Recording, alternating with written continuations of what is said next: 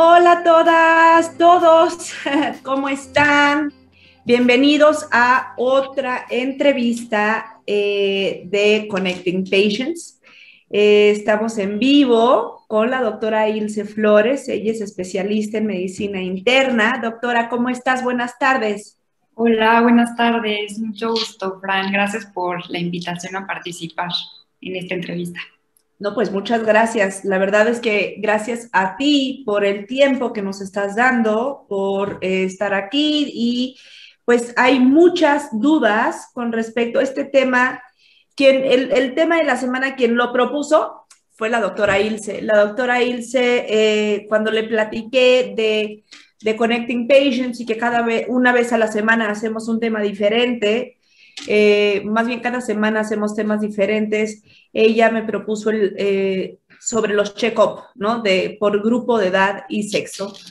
Y ha sido pues verdaderamente un éxito porque me he dado cuenta que es un tema que aunque pareciera ser muy común, no lo es, no es común y la verdad es que no sabemos o no sabíamos muchas cosas de las que ya hemos platicado. Por ejemplo, pues platicamos con el pediatra, platicamos ya con el ginecólogo, oncólogo, y pues ahora vamos a hablar con la doctora Ilse sobre todo los check-up que se deben de hacer a lo largo de la vida para prevenir enfermedades metabólicas y también para prevenir enfermedades en los hombres, porque ya vimos de las mujeres. Entonces ahora tocan los hombres y las enfermedades metabólicas en general, que son temas que pues no se te tocan. Los hombres en general no les gusta mucho ir al doctor.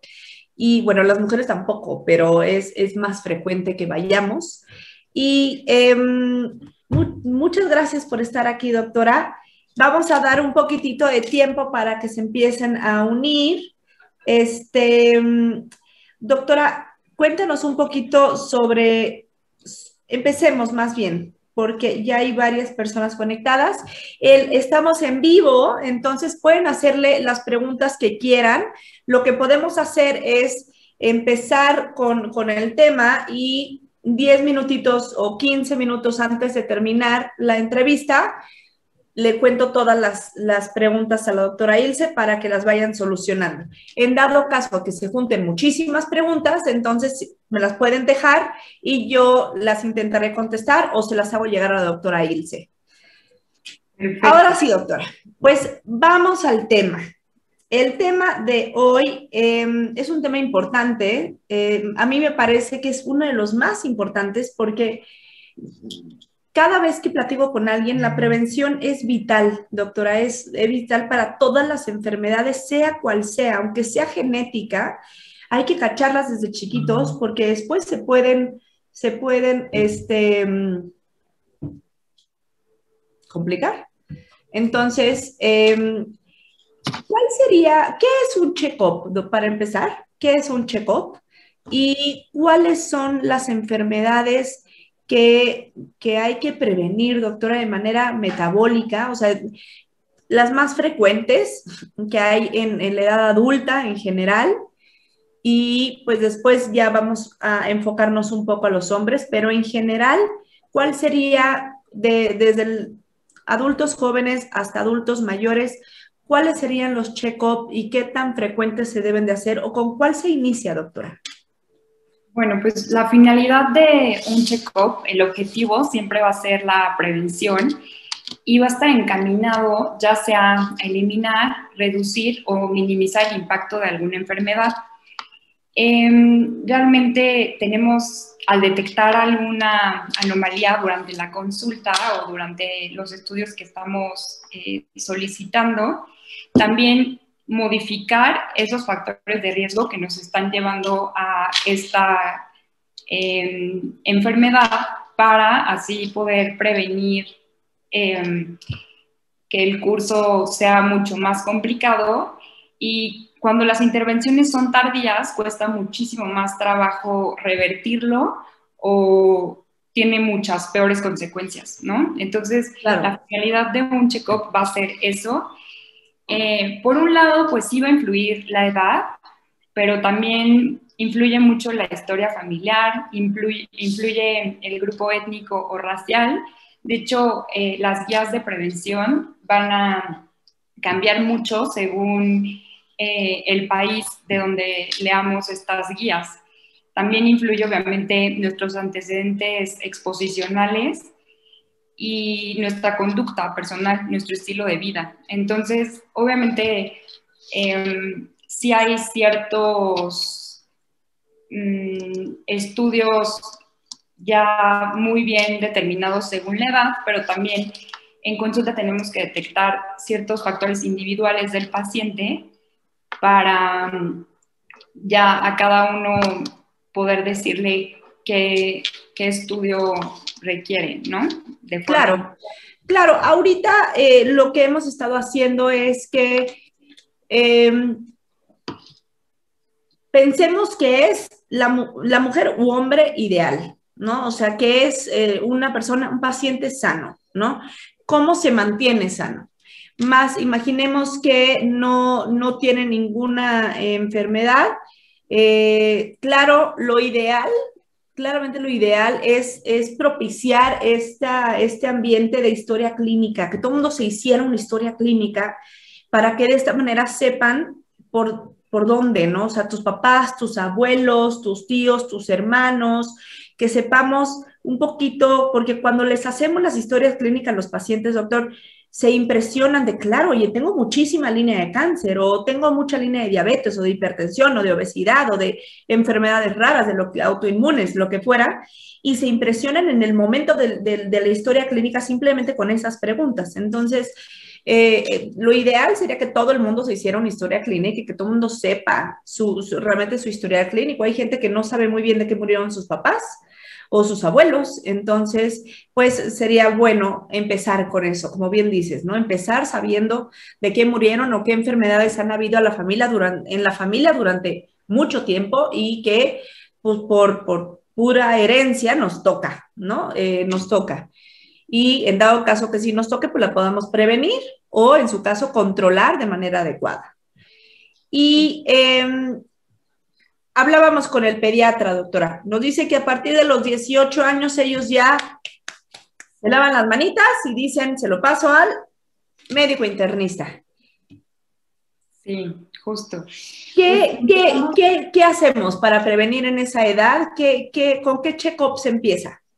Si empezamos con el rango de 18 a 39 años, más o menos, para empezar a dividir un poco por rango de edad, en este grupo de edad, la mayor causa de muerte generalmente es accidentes automovilísticos, suicidio, hay mucha prevalencia de enfermedades de transmisión sexual, sobre todo es esto, o sea, sí empiezan a debutar con enfermedades crónicas de forma temprana, pero tenemos que abordar mucho en los adolescentes las conductas sexuales de riesgo, tenemos que abordar el uso de sustancias como alcohol, tabaco, drogas, para poder ir logrando una prevención de un mal uso en todo esto y también, pues obviamente la salud sexual en ellos, ¿no? Entonces, en teoría, este grupo de edad debería de acudir cada 3 años con el médico. Y durante la exploración física, obviamente, enfocarnos en medir presión arterial siempre, porque ya en este rango de edad puede ocurrir que detectemos elevaciones, o sea, cifras tensionales altas. Tenemos que ver el peso y la talla, porque empezar a abordar el tema de un índice de masa corporal elevado, si lo empezamos desde este momento es súper, súper importante que lo cambiemos, obviamente. La salud bucal, que también cada año deben acudir con el dentista, porque es súper importante tener una salud en boca desde temprana edad. Y pues esto a la exploración física, realmente como estudios de laboratorio, si ya vamos a pedir a partir de los 18 un perfil de lípidos, sobre todo que ya puede haber antecedentes de dislipidemia o colesterol, triglicéridos elevados desde este momento, y pues una química sanguínea donde veamos función renal. Realmente no es tanto pedir laboratorios por pedir y a ver qué encontramos, abordando un poco, por ejemplo, síntomas de hipotiroidismo, pues también desde esta pedir un perfil tiroideo, si hay historia familiar, si hay síntomas del mismo, hacerlo. Aquí el Papa Nicolau cada año es súper importante en pacientes que ya empezaron vida sexual activa. Y pues las vacunas, desde la vacuna de virus de papiloma humano, que de hecho ya a los 18 vamos tarde, yo creo que ya lo comentaron con ginecología, ya forma parte del esquema de vacunación. El refuerzo de tétanos cada 10 años, la vacuna de influenza cada año, considerar la vacuna de hepatitis B en población de riesgo, sobre todo, y saber si hay alguna vacuna que esté rezagada de la infancia, ¿no? Por ejemplo, rubiola. También es una edad en la que mucha gente, por ejemplo, ya planea embarazarse, entonces,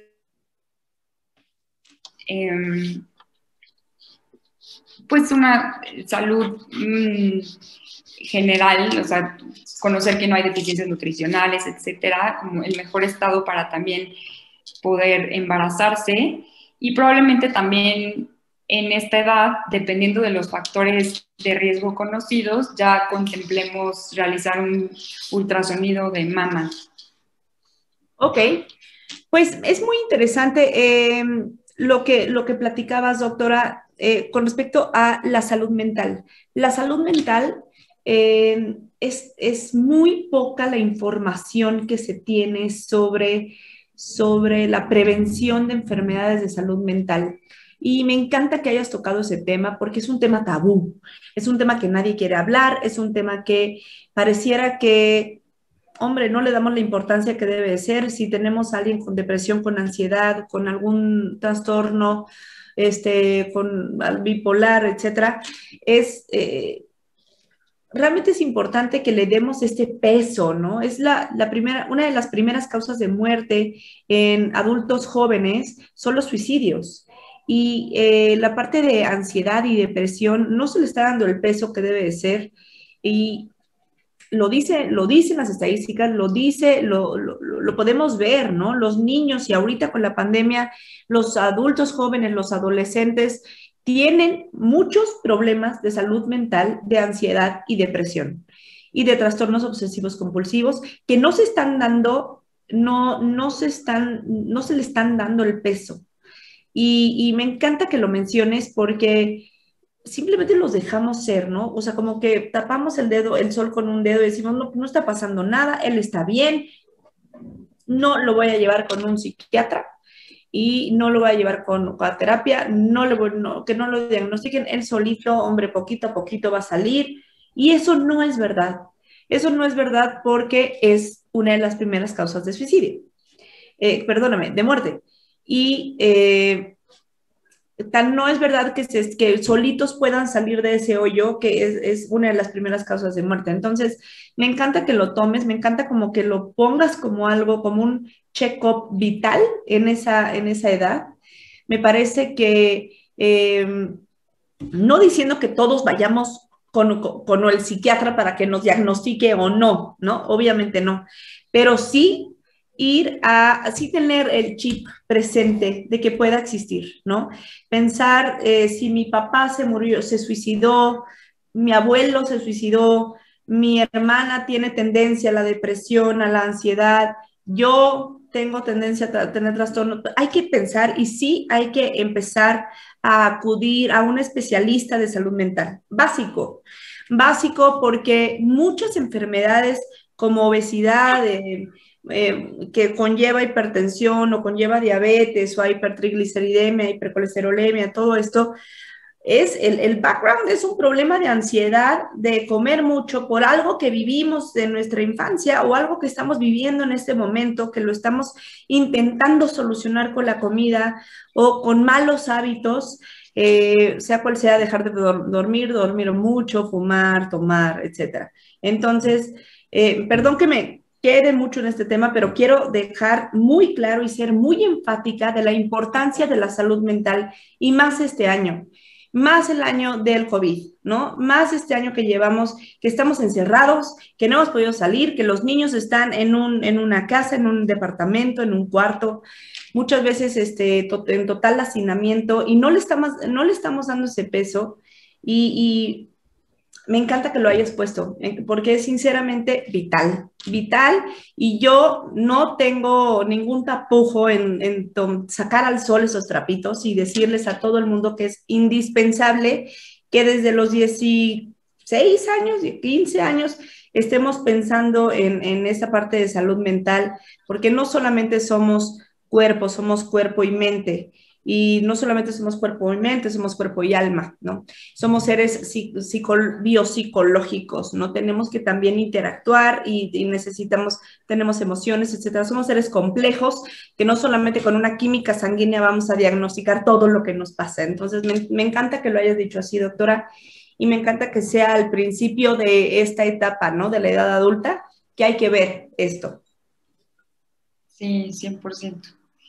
Y bueno, pues ya avanzando en la edad, poniendo la etapa entre los 40 y 64 años de edad, podemos decir que la mayor causa de mortalidad en este grupo es causas cardíacas, cáncer, sobre todo pulmón, mama. Y entonces, bueno, en teoría, entre 40 y 64 años de edad hay que acudir anualmente a una consulta de revisión general. Y ahí pues también evaluamos la dieta, evaluamos la actividad física, el consumo de alcohol, de tabaco, hacemos un examen físico para detectar presión arterial.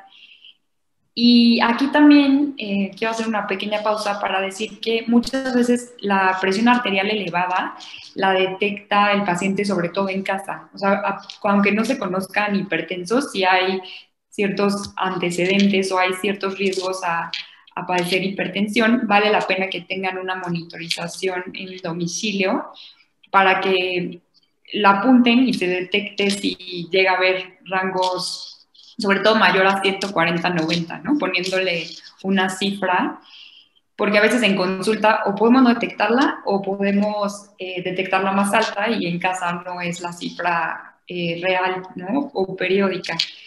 Entonces, bueno, esto en el momento de la consulta. Aquí ya empieza a ser importante realizar un perfil de lípidos cada año.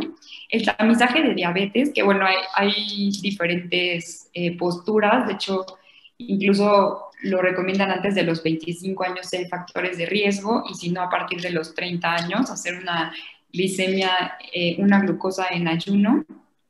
Y pues sí empiezan a existir mucha mayor prevalencia de enfermedades crónicas, ¿no? De diabetes, de hipertensión, de enfermedad pulmonar obstructiva crónica por el uso de tabaco, o sea, ya se van acumulando Claro. los daños, osteoporosis también. Seguimos aquí con el Papa Nicolau cada año. A partir de diferentes guías nos dicen que debemos hacer una colonoscopía a partir de los 45, 50 años o 10 años antes de algún familiar de primera línea que tuvo cáncer de colon. La verdad es que es un gran estudio la colonoscopia. ¿A partir de qué edad, doctora? De forma general, voy a decir ahorita que 50 años, pero ya las guías europeas han disminuido este rango de edad a 45 años porque se ha visto un aumento en la prevalencia de cáncer de colon antes de los 50 años incluso. Entonces, claro, a pesar de que... Perdóname, doctora. Es muy importante porque los hábitos de vida de las diferentes personas han sido, bueno, ya se han convertido en malos hábitos, ¿no? Hay una disminución en el consumo de fibra y un aumento en el consumo de comida chatarra, menos hidratación, más sedentarismo. O sea, realmente hemos tenido malos hábitos de vida y lo hemos normalizado y por eso es que tenemos ahorita tanto cáncer y ha bajado. Desde ayer que hablábamos con el gineco-onco, Muy interesante esta plática en donde nos mencionaba que debido a estos malos hábitos, el cáncer de mama ya no se recomienda una mastografía a partir de los 40 años, sino si se puede desde los 30 años para realizarse una mastografía y el ultrasonido desde los 25 años, ¿no? Un ultrasonido desde los 20 si se puede y empezar a enseñar desde la primera menarca, que es cuando se empiezan cuando les baja la primera vez la regla, desde ahí empezar a sentirse si hay alguna bolita, porque ha bajado el índice de cáncer, ya no es como estaba antes, ¿no? Ya lo tenemos que empezar a bajar en edad por estos malos hábitos que hemos generado y que pues sinceramente se pueden prevenir. Lo que yo no quito el dedo del renglón, Doc. Yo estoy aquí diciéndoles a ellos todo el tiempo que la prevención es básica, los hábitos alimenticios y ver cómo podemos mejorar nuestros hábitos. El cáncer de colon, doctora, sí está relacionado con esta disminución de fibra, ¿no? Del consumo de fibra. Sí, o sea, en parte hay una relación con esto, pero hay muchísimos factores. La periodicidad con la que se hace la colonoscopia, para que tampoco se asusten, porque muchos pacientes me dicen, ay, no, es que nos van a, o sea, es sedación y es un estudio complejo, pero es un estudio que realmente vale la pena porque es visión directa. De los otros screenings que tenemos, esto, tanto la citología cervical, que es el Papá Nicolau, como la colonoscopia, creo que son los que más valen la pena porque es una observación directa y son este tipo de cánceres que van creciendo de forma lenta. Entonces lo detectamos desde una lesión indolente, o sea, una lesión incluso premaligna, y es algo que puede ser curativo. O sea, entonces Claro, creo que totalmente. la colonoscopia vale mucho la pena, incluso si no se ve nada, es cada 10 años. Si se ve alguna lesión, ya depende del tipo de lesión observada al microscopio, perdón, la periodicidad con la que se hace, ¿no? Nuevamente, con la que se repite la colonoscopia. Pero bueno, Ok. aquí ya empieza a ser importante tomarlo en cuenta, ¿no? Y que ya va tocando en este grupo de edad. Por otro lado, si está el factor de riesgo que es el tabaquismo, pues considerar una tomografía de baja dosis. Sí, perdón, es que estoy viendo, no creas, por si hay alguna pregunta. Sí, sí, sí, para saber si hay algún nódulo sospechoso, y también la periodicidad va a depender de esto. El tema con los screenings de cáncer en general es para detectar lesiones mucho antes de que nos den alguna lata, porque generalmente ya cuando es sintomático es porque ya está avanzada la Claro. enfermedad. Entonces a veces se pone en una balanza, ¿no? Si se detecta un nódulo, o sea, ha sido algo un poco controversial el decir, bueno, pues lo voy a biopsiar, quizá es un nódulo completamente benigno y ya sometí al paciente a una biopsia, etcétera. O sea, es una plática que puede ser bastante extensa y también ha sido un poco controversial, pero pues creo que cuando se detecta de forma temprana es algo que sí vale demasiado la pena, ¿no? Totalmente de acuerdo. Y la verdad, no es por asustar a todos los que nos están escuchando, pero es básico. Una enfermedad, o sea, un cáncer, dejemos de lado al cáncer, una enfermedad metabólica, ¿no? Que no nos va a matar inmediatamente o no nos va a matar, probablemente nos vamos a morir de otra cosa, pero una enfermedad metabólica o cardiovascular, ¿no? Checarnos los lípidos, ¿no? El colesterol y triglicéridos, lo que mencionábamos con el cardiólogo la semana pasada, y ver cómo estamos de colesterol y triglicéridos, de colesterol bueno y colesterol malo, de los triglicéridos, de todo lo que hace.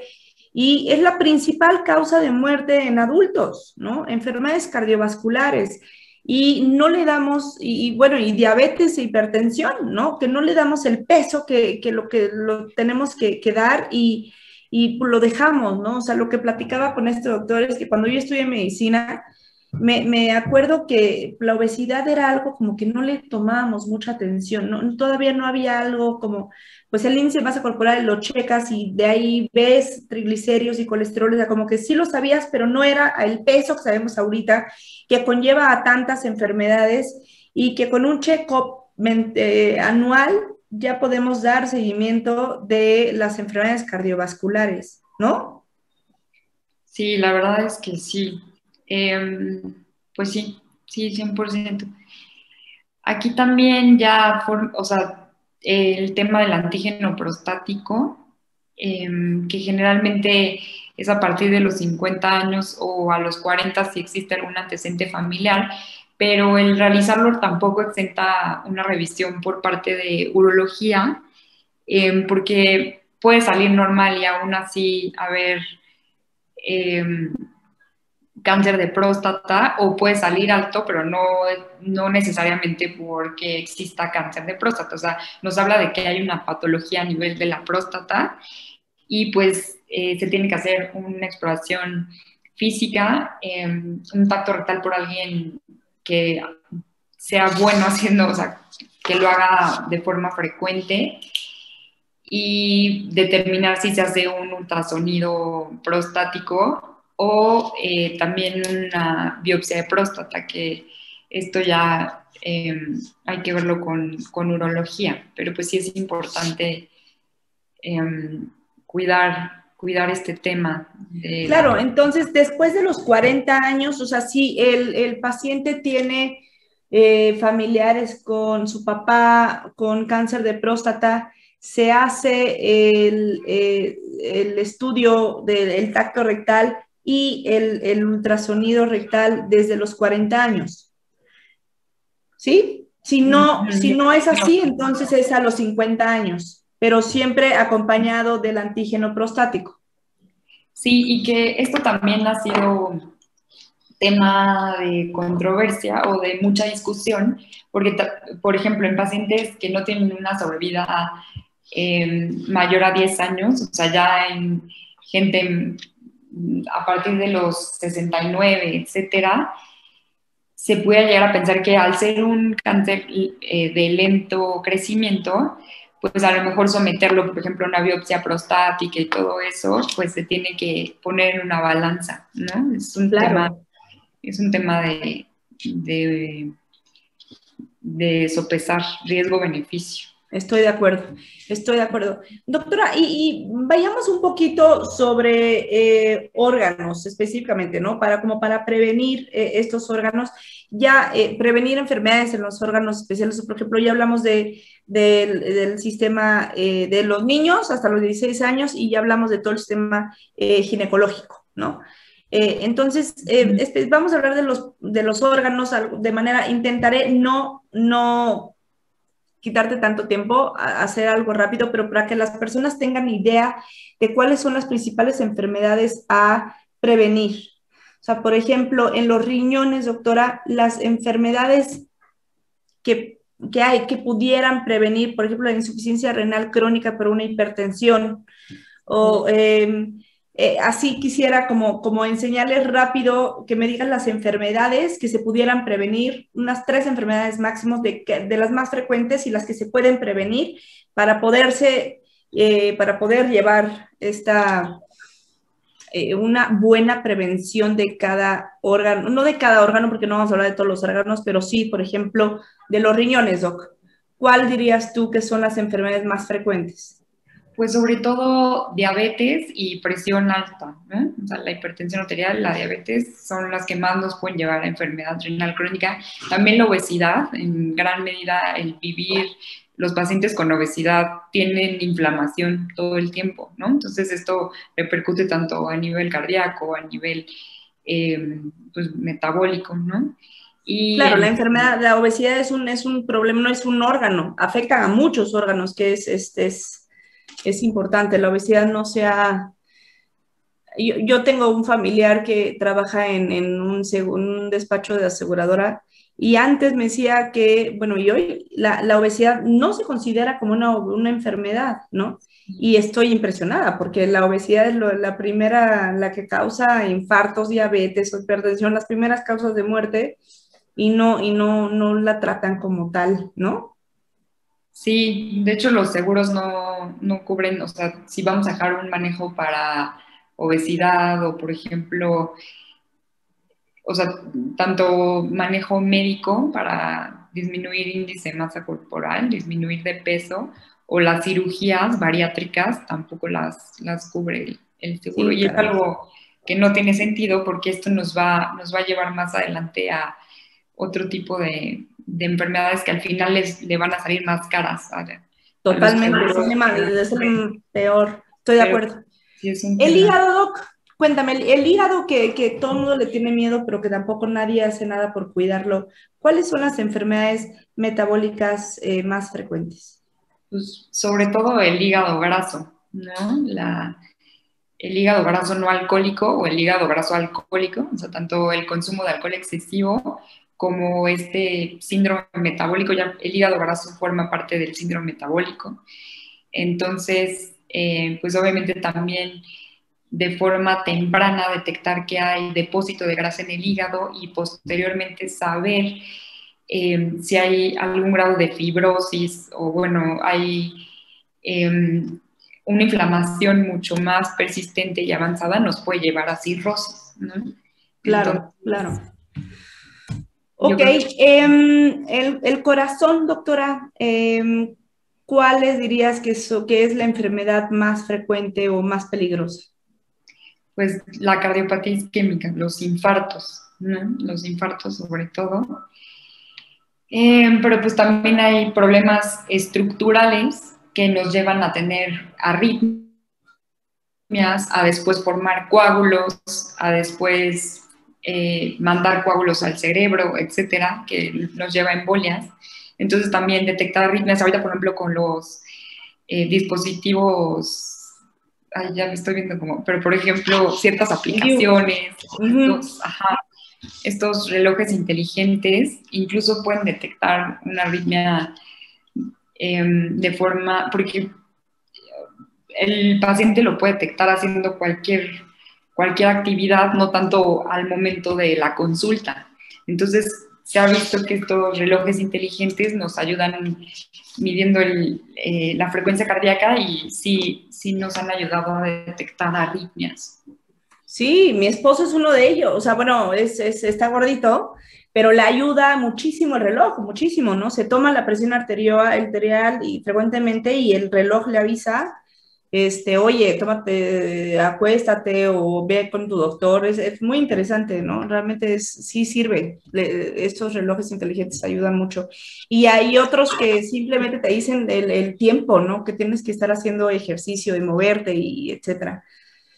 Sí, Por y en el último, tema cardíaco se perdón. evalúa mucho si hay síntomas cardíacos, sobre todo, por ejemplo, al ejercicio, al hacer ejercicio o no, para evaluar también en gente que no tiene síntomas, se hace el score de calcio coronario, en gente con síntomas, pues se les lleva a otro tipo de evaluación con el esfuerzo, ¿no? Pero depende mucho el tipo de paciente y las Ok, comorbilidades, todo ok.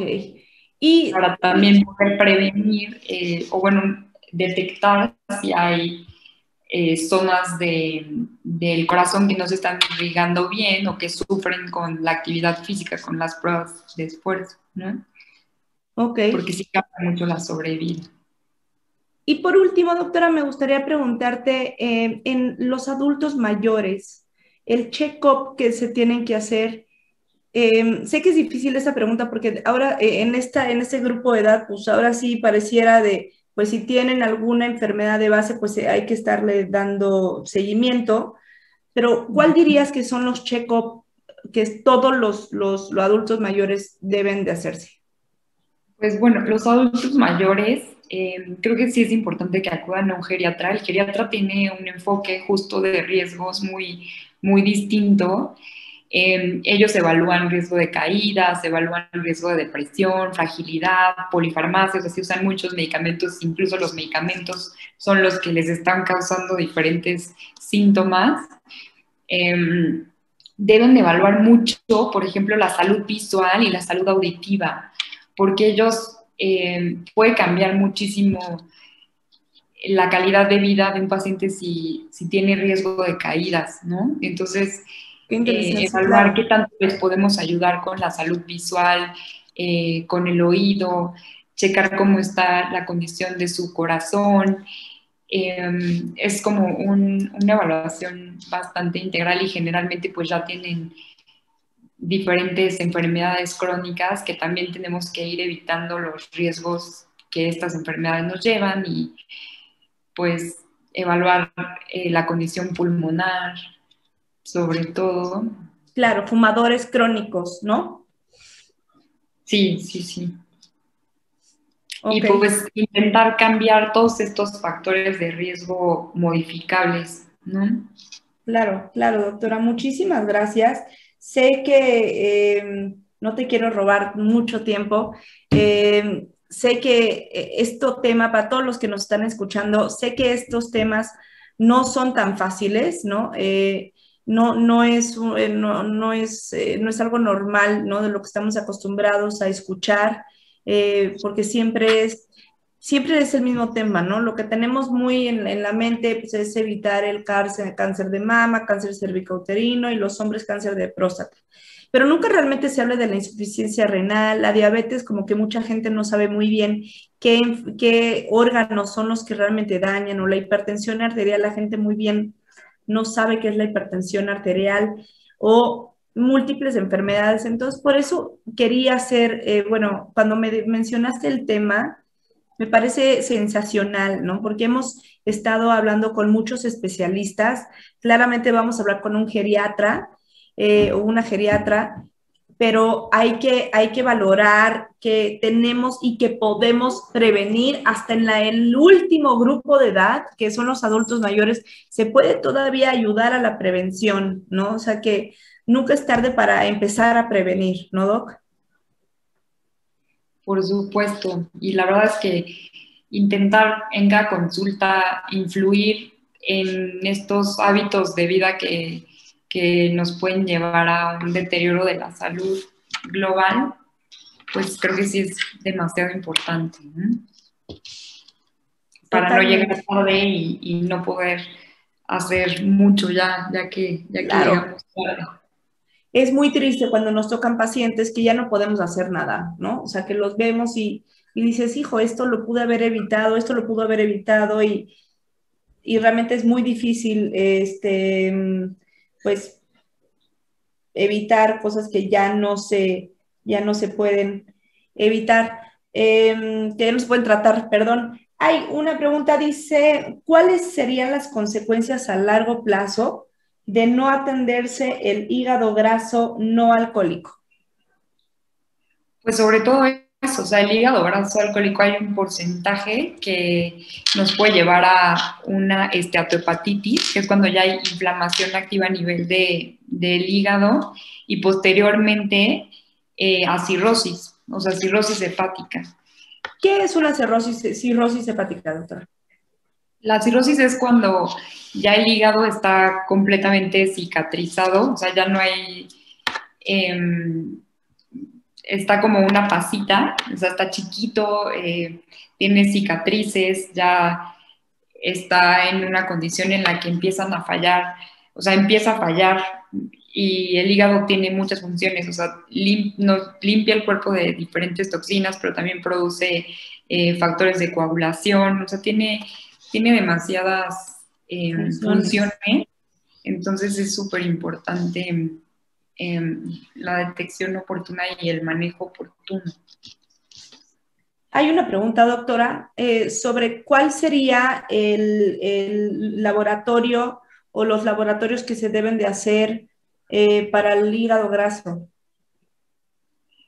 Pues el hígado graso, al formar parte de este síndrome metabólico, tenemos que cuidar mucho cómo está la glucosa, sobre todo, o sea, si hay resistencia a la insulina, igual un perfil de lípidos, unas pruebas de función hepática y pues un ultrasonido de hígado, que lo único que nos dice el ultrasonido es que hay depósito de grasa a nivel del hígado, pero ya para saber el grado de fibrosis, o sea, qué tan rígido está el hígado, se hace otra cosa que se llama elastografía hepática, ¿no? Pero eso, pues partimos sobre todo de las condiciones generales y sería, o sea, el estudio en sangre eh, para valorar si hay riesgo de síndrome metabólico y ya, este, poder condicionar un hígado graso.